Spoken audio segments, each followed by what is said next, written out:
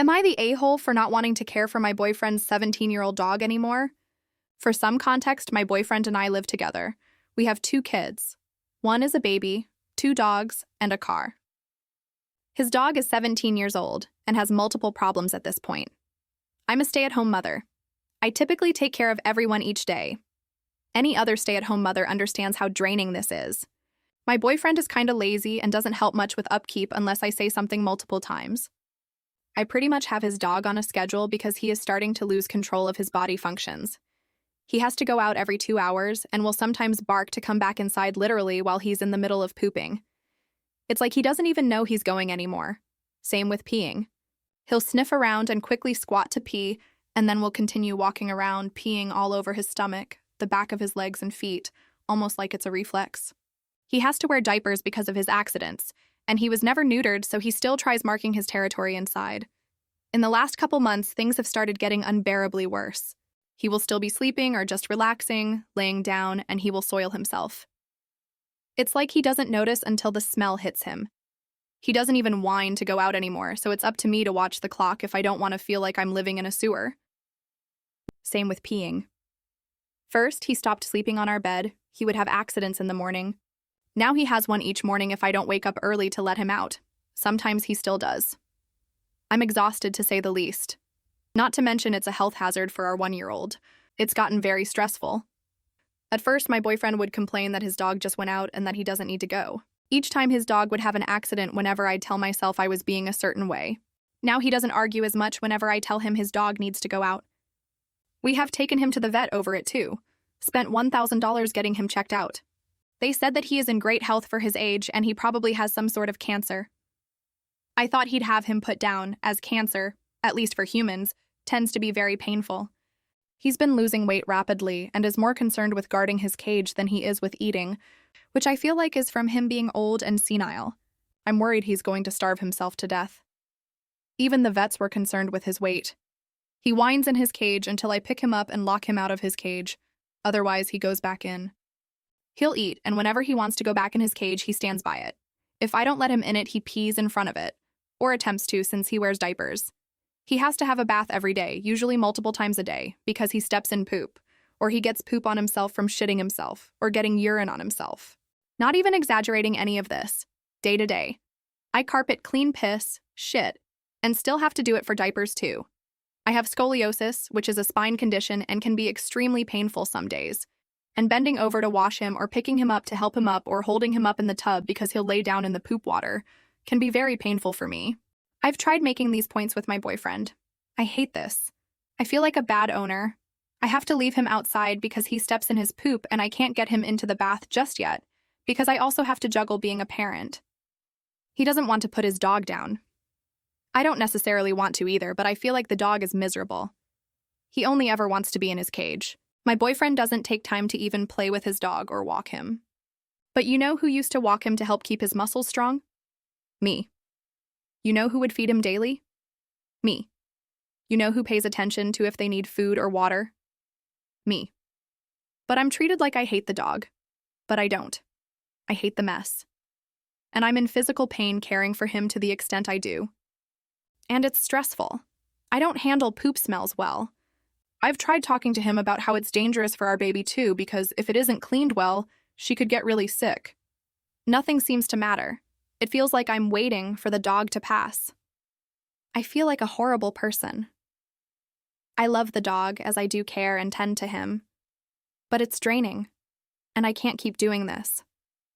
In my family, whenever animals start to struggle this much, we have them put down instead of struggling for their final years. I've talked to friends, and they say with his condition, he should be put down. But my boyfriend gets very upset whenever I suggest it. I don't want to seem like a terrible girlfriend, but I'm doing all the work while he goes to work and comes home and sits on his ass. I talked to him about this gently. I even had him look at the questionnaire. He was in denial about his dog's condition. He is currently washing his dog because we woke up yet another morning and he pooped himself. The dog was just laying in it. Didn't even whine. I told him I cannot keep caring for his dog and he would rather get a doghouse and leave him outside than give him peace. I'm not surprised, as we have had this discussion many times. Am I the a-hole for not wanting to continue like this? Am I the a-hole for saying it's not my problem if my ex and her husband can't afford their kids? I, 30 male, was married to Marin, 30 female, and we have a son together who's now 8. When Marin was pregnant, I found out she was cheating on me with James, 33 male. James had a girlfriend who was pregnant at the same time. When my son was born, we needed a DNA test to find out if I was his father or James was.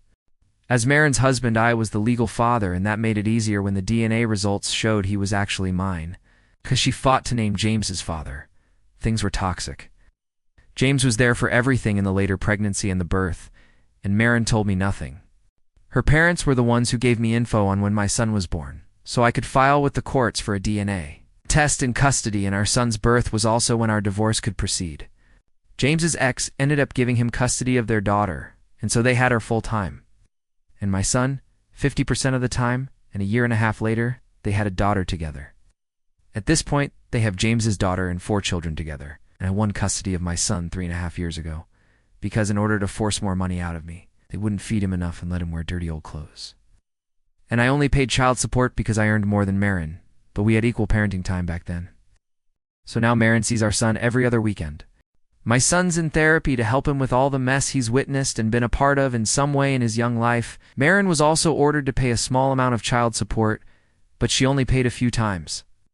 She always uses the excuse that she can't afford it, and that might be true. I never push it because I can take care of my son without her. For the last 2-ish years, Marin has looked to me to buy extra school supplies and share them among the 2 school-aged kids. So her stepdaughter and her first daughter, with James, I have always ignored those requests and sent my son with supplies and donated a few to his class as requested. I have never bought a single thing for the other children in my ex's household. 2 weeks ago, my son had a small surgery and Marin showed up. Marin brought up the school supplies issue and asked me to please be decent about this and get some supplies for her girls because they couldn't afford them. She told me they struggle to support the kids they have as it is, and their other kids suffer. I tried to move away from her, but she followed me to another table. So I told her I don't care if they can't afford their other kids. I told her that her other children are not my responsibility, and she needs to figure something else out. I told her she already denied our kid food to try and get money out of me, and she lost most of her time with him as a result, and my priority was my kid, not the kids she keeps having.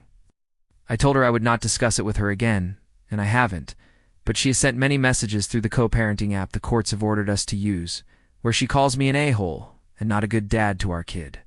My lawyer knows. He tells me to keep ignoring her. And for those who might wonder, this will not remove her visitation with him. It was difficult enough to get primary custody after her denying our son enough food to try and make me pay more. Lest my son is older and doesn't want to see her, or CPS removes the other kids, nothing will change revisitation. Am I the a-hole? Am I the a-hole for breaking up with my fiancé of 8 years? So, here's the situation. I, 25 male, recently broke up with my fiancé, 25 female, after being together for almost 9 years. We've been living together since we were 17, and we were really close. Spending holidays and family time like an adopted kid, hopping between each other's parents' houses. Things started to shift after we graduated college, and especially during COVID. She changed a lot after that, and she stopped wanting to do things we used to enjoy, like family camping trips and even visiting our parents. In May 2024, I started a new job where I work 8 to 11-hour days with long commutes. 1 hour some days. Since then, she's been pushing me to find a job with fewer hours. I tried for 2 years to find something else, but it's tough. She's also told me I'm a coward for not applying to jobs that I honestly don't want. She has an associate degree and could easily find a job but hasn't, and when I asked if she could pitch in and help with money, she got upset. Last month, I left her for a week to stay with friends. They've noticed I've been unhappy for a while, and were supportive of me getting some space. She's been constantly telling me I need a new life and that my job is bad because of the hours. Even though it's the best job I could find, and I really enjoy it, she doesn't work, stays home most days, and spends a lot of money on things we need, which leaves me to foot the bill. I also send money to her mom every month for rent, and I feel like we're not budgeting properly. She's called me a bad husband and told me she'd find someone else if I don't change. Whenever I ask for space during arguments, When things got heated to the point where I thought the neighbors would call the cops, she'd call me weak or try to follow me around. Blocking the door, hiding my keys, etc. I left again, telling her I was losing feelings because of how she was treating me. We tried counseling, but it didn't work out because she kept saying it was dumb, didn't want to go, and wouldn't even help find a therapist with a time that worked for us. I even moved back in after we agreed to try, but it just felt like I was walking on eggshells the whole time. I kept thinking about how she would always criticize my career choices and never seem to support me, or even show an interest in getting a job to help us get ahead. I really love her and care about her and her family, but I don't feel like I can live like this anymore.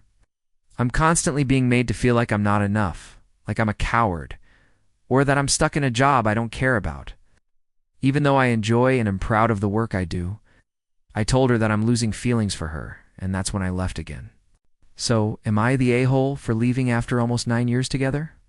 Should I have stuck it out and tried harder, or does she deserve to be treated this way after all these years?